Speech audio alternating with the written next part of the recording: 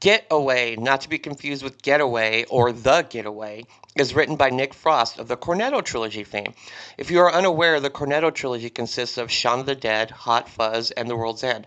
All solid films, especially Shaun of the Dead, which is a great film. Here he plays Richard, a goofy dad who takes his family on vacation to a Swedish island called Salvalta, where they are excited to participate in an annual ritual known as Karantan.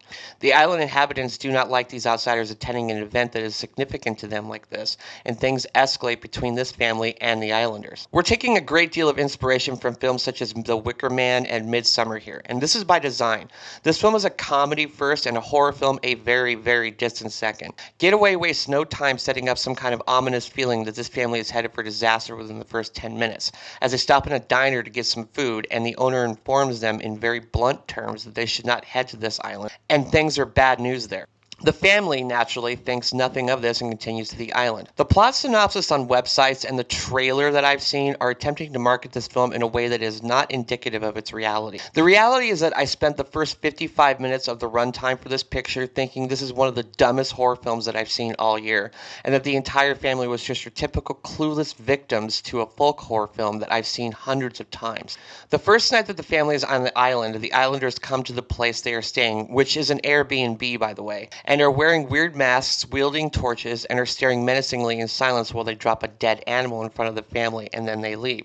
The family doesn't react to this in any kind of terrified way and proceed with their lives as if nothing is wrong.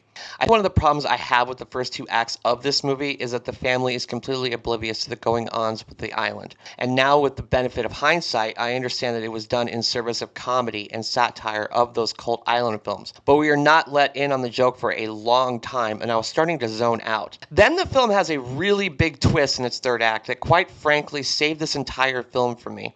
I was ready to write this off as one of the worst movies of 2024, but once the movie showed its hand at about the 55-minute mark, then I understood what Nick Frost was going for here. We're not supposed to take any of this seriously, and the Islanders deliver their eerie monologues in the most deadpan way, which I now know was a stylistic choice. At first I thought it was a bad acting, but now I know it's a stylistic choice. I guess that's on me for thinking that Nick Frost would write something other than a comedy, so this review may just boil down to my being fooled, so I guess that's a point in the movie's favor.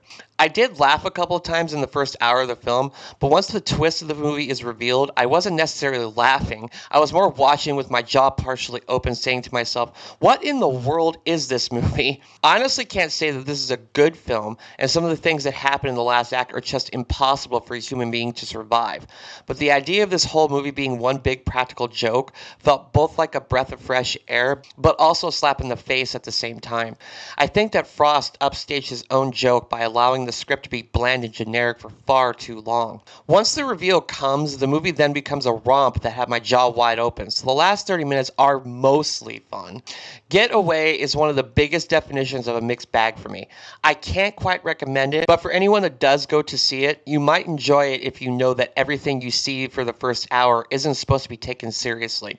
This might help you enjoy this picture more than I did. The last 30 minutes saved this picture, but it was just a little too late for me because it felt so bereft of comedy and tension for so long it couldn't recover for me. Nick Frost is very funny and talented, but next time please let us in on the joke sooner and maybe I wouldn't have almost fallen asleep in the theater.